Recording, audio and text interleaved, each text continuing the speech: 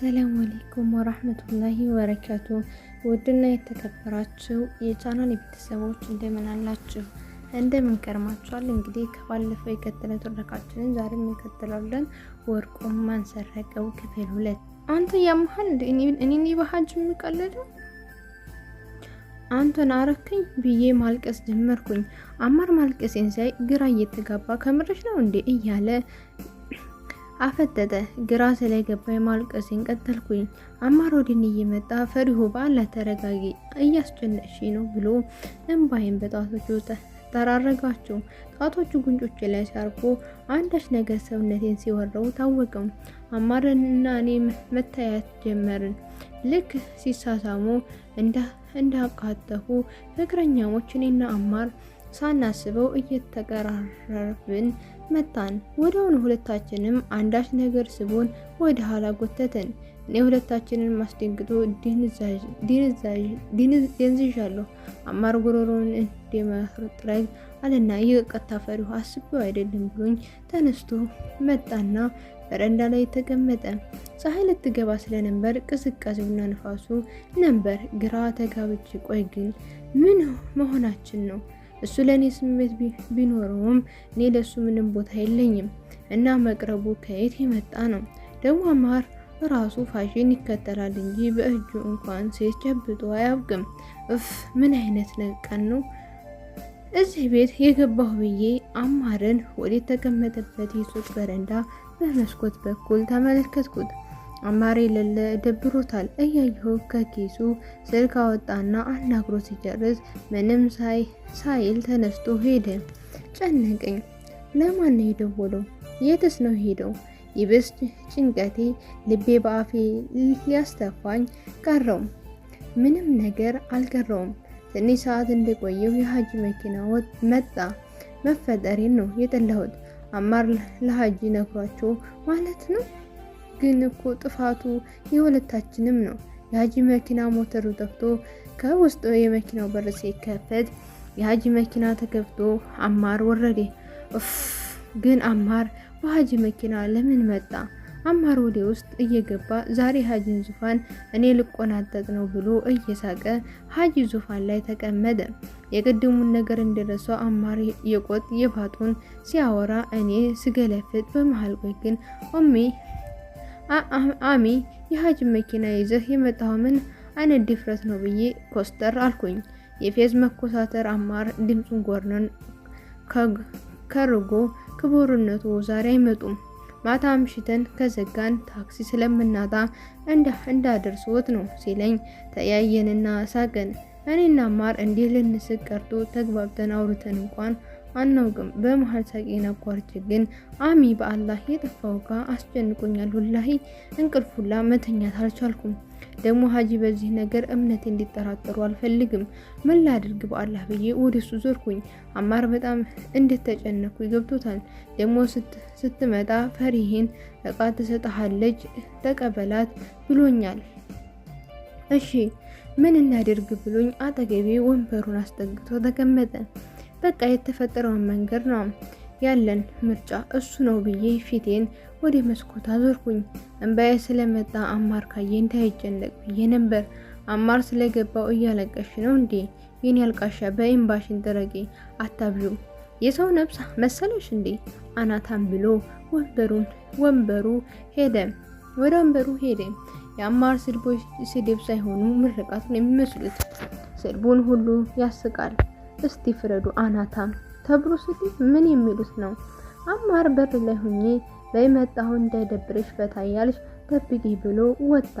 እኔም አንዳንድ ያለቁ እቃዎችን ዞር ብዬ ያየሁ ድንገት ከኋላ ፈሪህን የሚል የሚያምር የወንድ ድምጽ ጆሮዬ ያቃጀለ። ድምጹን ወደ ሰማሁበት አቅጣጫ ዞርኩኝ። የባለፈው ልጅ ነው፣ የሀጂ የጓደኛው ልጅ። እኔን ደግሞ ታክሲ አጥቼ ያደረሰልኝ ነበረ። እየተደነባበርኩ አቤት ጠራኸኝ ብዬ አየሁት። እንደደነገጥኩ ስላወቀ ይቅርታ ስገባ የሆነ ድምፅ ማሰማት ነበረብኝ አይደል? ይቅርታ ስለቸኮልኩ ነው ብሎን ወደ ወንበሩ ሄደና እያንኳኳ መግባት ይቻላል ብሎ ሳቀ። የሚስብ ፈገግታ ነገር ስራው አስቆኝ እየሳኩኝ ይግቡ ብዬ መሳቄን ጀመርኩ። ከመጀመሪያው ይበልጥ እየፈገገ ስንት ነን አለኝ። የኢነብ ባህሪ ተጋብቶብኝ ነው መሰል ሳቄን ለቀኩት። አማር ከውጭ ሆኖ ማነው ባክሽ እንዲህ የሚያስካካሽ ብሎ ወደ ውስጥ ሲገባ የማያውቀው ሰው ከጀርባው ሰጥቶት አገኘ። እያየሁ ፊቱ ተቀያየረ። ፊት ለፊቱ ስለነበርኩኝ በአይኑ ማን ነው አለኝ። ወጣቱ እንዴት እንደሆነ እንጃ ከኋላው ሰው እንዳለ አውቆ ዞረ። አማር በጣም ተናዶ ነበር። ይቅርታ ረበሽኳችሁ ብሎ ወጣ። ወጣቱና እኔ ግራ ተጋብተን ተያየን።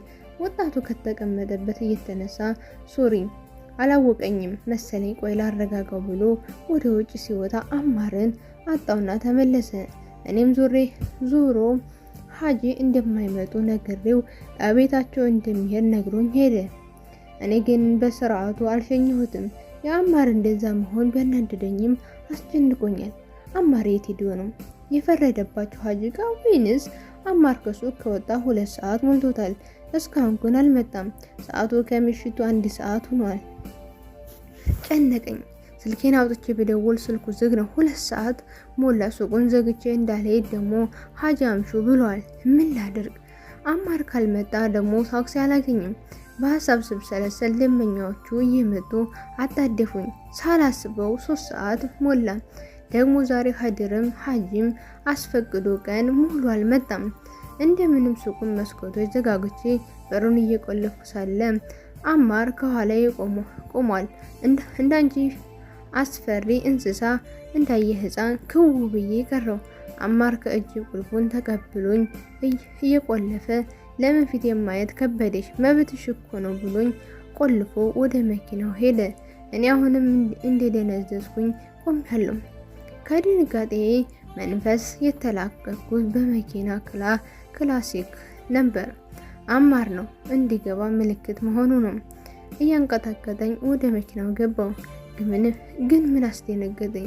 ምንም አላረኩም እያልኩኝ ራሴን ለማረጋጋት ሞክርኩኝ። አማር መኪናውን እንደ ጉድ እያበረረ በ20 ደቂቃ ውስጥ ቤት በር ላይ አደረሰኝ። ለወርድ የመኪናውን በር እጀታ ወደ እኔ ስስበው እምቢ አለኝ። ለካ አማር ጋር ባለው መቆጣጠሪያ ሁሉንም በር ዘግቶታል። ድንጋጤው መላ አካላቴን ወረረኝ። ወደ አማር በዝግታ ዞርኩኝ። አማር ቀና ብሎ ሳያየኝ ቆይ እንዴ ቅድሙ የተናደርኩ መስሎሽ ከሆነ የተናደርኩሽ አይደለም፣ ተሳስተሻል፣ ለራስሽ ብዬ ነው እሺ ብሎኝ መኪናውን ሎከር ከፈተ። ለመውረድ እጀታውን እየሳኩኝ አንድ ቀን ትረዳኛለህ ብዬ ለወርድ በሩን ከፈትኩኝ። አማር በቅጽበት እጄን ያዘኝ። ሰውነቴን የሆነ ነገር ሲወረኝ ይታወቀኝም። ወደ አማር ዞር አማር ፊት ላይ እንባ አለ። ደነገጥኩኝ። አማር እጄን እንደያዘ እኔ እኮ ላግባሽ ነው ያልኩት። ታዲያ ይሄ ጥፋት ነው ግን ለምን እያለ አይናዬን ያኛል። አማር እንደ ዛሬ አንጀቴን በልቶት አያውቅም። እኔም እያለቀስኩኝ የተፈጠረውን ነገር ሁሉ በዝርዝር ነገርኩት። አማር በሩን እንደዘጋው እና ትንሽ እንድናወራ ጠየቀኝ። ስላሳዘነኝ አላንገራገርኩም። ሰዓቱ ግን 3:40 ሞላው። ቢሆንም ግን አማር በዚህ ስሜት ውስጥ ሆኖ መመለስ ስለሌለበት በሩን ዘግቼ ከቅድሞ ይበልጥ አብራርቼ ነገርኩት። አማር ግን አሁንም ከፍቶታል። ታዲያ ለምን አላገባም አልሽ እያለ አፈጠጠብኝ። አሚ እኔ እኮ አልጠላህም፣ ግን በቃ እኔ ስለማይመቸኝ ነው፣ ምንም ጥቅሙ አይታየኝም ብዬ መስኮቱን ከፈትኩት። ጭንቀት ይሁን እያላበኝ ነው። አማር ወደ እኔ አዞረ። ቆይ እኔ ሐራም አምላክ የማይፈቅደውን ነገር ጠይቅሽ አለሁ? ደግሞ ምኑን ነው የማይመች? ትዳር ይሰብሰቡ ስታጭ ነው እያለኝ ነይኝ አይኔን ያየኛል። አማርና እኔ ሳናስበው እየተቀራረብን መጣን። እንደ ባለፈው ግን ስሜታችንን መግታት አልቻልንም። ይበልጡኑ መቀራረብ ጀመር። አማር ስሜቱን መቆጣጠር አቅቶት እኔም መከልከል አላስቻለኝም። የአማርን ከንፈሮች ሲነኩት መላ አካላቴ ነዘረኝ። አማር ስሜቱ ቱግ ሲል ይታወቀኛል። እጆቹን ትከሻዬ ላይ እንዳደረገ ስልኬ ጠራ። ከሰማይ መብረቅ የወረደ ያህል ድንግጥ ብለን ተላቀቅን። አማር ባለጌ ሆኖ አይደለም፣ ግን ማንኛውም ሃይማኖተኛ ወንድ ቢሆን እንኳን የሚወዳትን ሴት ሲያገኝ ስሜቱን ለመግታት እንደሚቸገር አውቃለሁ። ስልኬን ሳነሳው እናቴ ናት። በር አካባቢ ስለነበርኩኝ ሳላነሳው ከመኪና ወረድኩኝ። እናቴ ተጨንቃ ስለነበር ገና አንዴ እንዳንኳኳው ነበር በሩን የከፈተችልኝ። ጭንቀት በተሞላበት መንፈስ መሆንሽ ነው? ምን ሆንሽ ነው? ሰው ያስባል አህቴ፣ እስከዚህ ድንጋይ ሆነሻል ብላ ስትናገረኝ ሰበብ ሆነም መነፋረቅ ጀመርኩኝ። እናቴ ግራ ተጋብታ አይኔን እያየች ችግር አለ? ምን አድርጎሽ ነው ንገሬ ብላ እሷን ማልቀስ ጀመረች። የተፈጠረውን መናገር ስለከበደኝ በእሷ ንግግር ሆድ እንደባሰኝ አስመሰልኩና ወደ ቤት ገባን። የሰው ፊት ማየት አስጠላኝ። ወደ ክፍሌ ሄድኩና መንሰቅሰቅ ጀመርኩ። እንዴት የጌታችንን ድንበር ተላለፍን? ቆይ እንዴትስ ደፍረን ነው እያልኩኝ ራሴን መውቀስ ጀመርኩ። አልጋዬ ጎን ወደ ተቀመጠ ትንሽዬ መጽሐፍ ማስቀመጫ ላይ እስክሪብቶና ደብተር አንስቼ ግጥም ነገር መጻፍ ጀመርኩኝ። የገባሁ ይለታ ሌላ ድርስሽ ብለህ ያኔ ስትጠራኝ ወደ አንተ ባልመጣ እግሬን በሰበረኝ ብዬ ሳልጨርሰው ስልኬ ድምፅ አሰማ። መላእክት ነበር። ቶሎ ብድግ አድርጌው መልእክቱ ውስጥ ገባሁ። አማር ነበር። መልእክቱ ግን ግጥም ነበር። እንዲህ ይላል። ምን ነው ባላወቅኩሽ፣ ምን አለ ባላውቅሽ፣ ምን ነው ባላየሁሽ፣ ስሜት አቅልጦኝ እንደዛ ስሟሽሽ፣ ደግሞ ቅሌቴ እጅም መዘዝኩብሽ፣ እሳት ሲያንሰኝ ነው እንደው በተቃጠልኩኝ፣ ድንበሩን አስጥየሽ ይሄው ላንቺም ተረፍ። ግን አይቶን ይሆን የፍጡራን መንጋ በስሜት ነበልባል እንዲያ ስንጋጋ፣ ፍጥረትን እስታዩ ከኛ እንኳን ይበሳል። ግን ፈጣሪ እንዲህ ይታገሳል? ድንበሩን ስንዘል ለምን ዝም ይለናል? መጨረስ አልቻልኩም፣ ግን ስለተፈጠረው ነገር ሁሉ ይቅርታ፣ ጥፋቴ የኔ ነው ይላል ትንፋሼ እስኪቋረጥ እያለቀስኩኝ አምላኬ ይቅርታውን ተማጸንኩኝ። ትንሽ ስረጋጋ የቅድሙን ወደ ጀመርኩ ግጥም ተመለስኩኝ። አይነጋ የለምና እንደምንም ነጋ።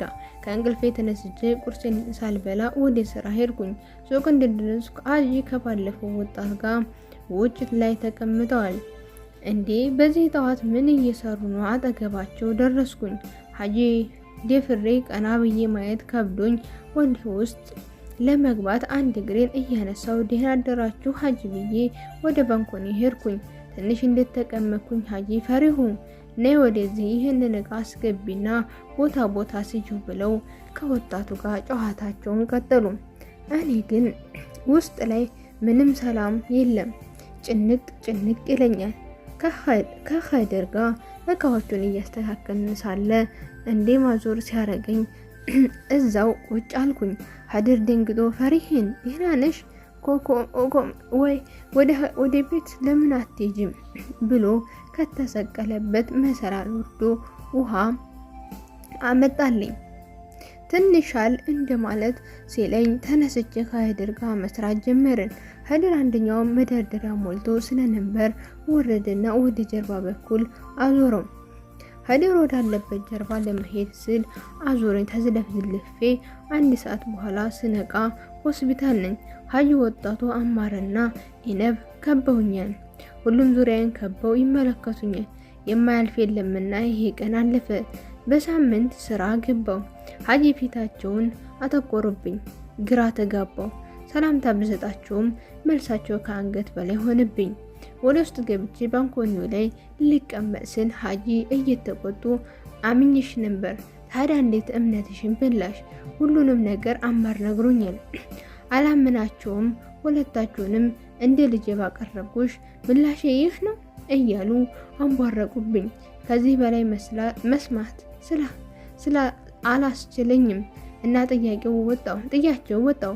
በር ላይ አማረን አገኘሁት። በትከሻዬ ገጭቼው እየተነፋረኩኝ ወደ ቤት ተመለስኩኝ። ሀጂ እንዲህ ሲናገሩ ሰምቼ አላውቅም። ታዲያ ዛሬ ምን ተገኘ? እቤት እንደደረስኩኝ እናቴ ነበር ሆና ጠበቀችኝ። ገና በሩን ከፍቼ እንደገባሁ ከተቀመጠችበት ብድግ እያለች ምን ነው አክብረው ልጄ ባሉሽ፣ እኔ እኮ ምንም ያለ አባት ባሳደግሽም ባለጌ አድርጌ አላሳደግኩሽም፣ ይህ ነው የእናትነት ምላሼ ብላ አመናጨቀችኝ። ንዴቴ ገንፍል ብሎብኝ፣ አዎ ይህ ነው ምላሼ። ቆይ ሁሉም የራሱን ልጅ ጨዋ አድርጎ ይህ የሚያየው ለምንድን ነው? የገዛ ልጃቸውን አብሮን አልነበረም እያልኩኝ ማልቀስ ጀመርኩኝ። መናገር እስኪያቅተኝ እናቴ አሁንም ቱግ እንዳለች ንግግሯን ቀጠለች። አሁን ይመጡልሻል፣ ትናገሪያለሽ፣ ግን አላህን ፍሬ፣ በተከበርኩበት አታዋርጅኝ ብላ ቁጭ አለች።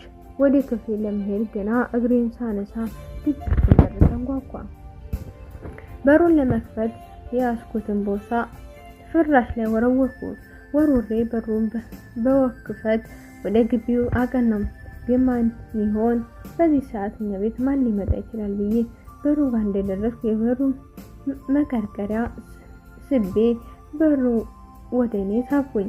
መጀመሪያ ሀጂ፣ ከዛ አማር፣ በመቀጠል ፈሪሄን፣ እሷን ቀጠል አድርጎ ወጣቱ ልጁ እንደ ጉይ ተከታትለው ገቡ። በጣም ተገርሜ በሩ እንደከፈት ቀርቻለሁ። እንደ ድንገት የእናቴ ድምፅ ከገባሁበት አግራሞት እያነቃው መጣው ብያት እየረኩ ወደ ቤት ገባው። ለጦር ሜዳ እንደተዘጋጀ ወታደር በመዳደር ተደርድረዋል። እናቴ ከነሱ ፊት ለፊት መግቢያው ተቀምጣለች። ሀጂኔን መግባቴን እንዳወቁ እናቴ አጠገብ እንዲቀመጥ በእጃቸው ምልክት ሰጡኝ። ወዲያው እናቴ አጠገብ ተቀመጥኩኝ። የነብይ የተቆለጨለጨች በአይኗ ምንድነው አለችኝ። እኔም እንደሷ ግራ ስለገባኝ ከንፈሬን እና ግንባሬን ምልክት እያሳየኋት እኔ እንጃ አልኳት። ሀጂ ቀና ብለው እያዩኝ ንግግራቸውን ጀመሩ። ፈሪሄ ኢነብ እንድትሰሪ ካመጣችሽ ቀን ጀምሮ እንደ ልጅ ነበር የማይሽ፣ ግን የለም ሰይጣን አሳስቶሽ ከሆነ ግድ የለም መፍትሄ በጅለታል። ሀቁን እውነቱን ንገሬን እያሉ አይኔ ያዩኛል። የሀጂ ንግግር ሁሉንም አስደነገጠ። አማሪ በንዲድ ብሏል። ሀጂ ንግግራቸውን ለመቀጠል ደሞ ሲሉ አማር ከተቀመጠበት ብድግ ብሎ መጠየቅ ካለባትም ለምን እሷ ብቻ እኔም አብሬያት አልነበርኩ? እኔም ልጠይቅ፣ ምንድነው እሷ ብቻ ማስጨነቅ? የሰው ነፍስ መሰላችሁ እንዴ? በቃ ሀጂ ነገርኳ እያለ ሀጂ ላይ አፈጠጠ። ሀጂ ፊታቸው እየተቀያየረ ሲመጣ ይታየኛል። ቆጣ ባለ ድምፅ ተረጋጋ፣ ያናገረህ የለም ወይስ እጅህ አለበት? ለነገሩ አንገደፊ ሀገር አጥፊ አይደል እንደሚባለው እያሉ አማርን ሽቅብ እያዩት ወደ እኔ መለስ ብላ እዩኝ። ከዚህ በላይ ልሰማቸው አልፈለኩም፣ ግን ማስረዳት ስላለብኝ ሁሉንም በዝርዝር አስረዳኋቸው። አማርም ደገመላቸው፣ ግን ፈጽሞ ሊያምኑት አልቻሉም። ሀጂ ከተቀመጡበት ተነስተው ወደ በሩ ሲሄዱ ሁሉንም ብድግ አለ። እኔ ግን የሀጂን እንዲህ መሆን አስደንግጦኝ ደንዝቻለሁ። ኢነብ ስትወጣ ቀስ ብላ ወደ እኔ እያጎነበሰ በአላህ ቂም እንዳትይዥበት ታውቂ የለ እያረጀ ነው ብላ ወጣች። ትንሽም ቢሆን ፈገግ አስብላኛለች። እናቴን ከበር ሸኝታቸው ተመልሳ እንደመቀመጥ እያለች በተከበርኩበት እንደው ታስንቂኝ፣ መርዝ ይሆንብሽ፣ ብሩ አይጥቀምሽ፣ እሳት ይሆንብሽ እያለች የእርግማማ ስታወርድብኝ ቦርሳዬን ይዤ ከቤት ወጣሁ። የት እንደምሄድ አላውቅም፣ ግን እግሬ እየተጓዘ ነው። ከግማሽ ሰዓት በኋላ እንደመረጋጋት የአክስቴ ሰፈር ደርሻለሁ። እንዴት እንደመጣሁ ግን የማውቀው ታሪክ የለም። ምርጫ ስላልነበረኝ አክስቴ ጋር ለመቆየት ወሰንኩ። አክስቴን በፈገግታ አስተናገደችኝ። የዛን ቀን ማታ አክስቴ እናቴን ነግራት ስለነበር ጠየቀችኝ። እኔም ሁሉንም ነገር አብራራሁላት። ግን ደስ የሚል አክስቴን እኔም ማረጋጋት እንጂ ማስጨነቅ አልፈለገችም። እናት አጽናናኝ ጀመር። ግን አክስቴ በመሃል ዝም ትልና ድንገት በሽታው እንደተነሳ እብድ ግን ሌላ አስቀምጣለሁ የምትይው ቦታ የለም አስታውሽ ድትልና አሁንም ለረጅም ሰዓት ዝምትና ሲጨንቃት ነው መሰል እየደጋገመች ይችን ቃል ትለኛለች። የአክስቴ ነገር እያሳቀኝ የንዴት ሳቅ እየሳኩኝ እባክሽ አክስቴ ሙድ አትያዢ፣ ያልተፈለገበት ቦታ የለም እኮ እላታለሁ። ግን ደጋግማ ይሄን ንግግር ትደግመዋለች። አይ አክስቴ ምስኪን እኮ ናት። አይ ነጋ የለምና ነጋ። ጠዋት ተነስቼ ወደ ሱቅ ለመሄድ ስል አክስቴ ከእናቴ ጋር እንደምታስማማን ነግራኝ አስታረቀችን። ከአክስቴ ጋር የቤቷን ስራ እንደጨረስን ወደኛ ቤት አመራም። እኛ ቤት በር ልንደርስ ስንል የቤታችን በር ተከፈተ። ቀጥ ብዬ ቆምኩኝ። ማን ነው? ይቀጥላል ክፍል 3። ውድና የተከበራችሁ የቻናሌ ቤተሰቦች ለዚህ ቻናል አዲስ ከሆናችሁ ላይክ፣ ሼር፣ ሰብስክራይብ እያደረጋችሁ ቤተሰብ እንድትሆኑ ጠይቃለሁኝ። ሀሳብ አስተያየታችሁን ኮሜንት ላይ አስቀምጡልኝ። በተረፈ ወዳችኋለሁ። ወሰላሙ አለይኩም ወራህመቱላሂ ወበረካቱ። ባይ ባይ።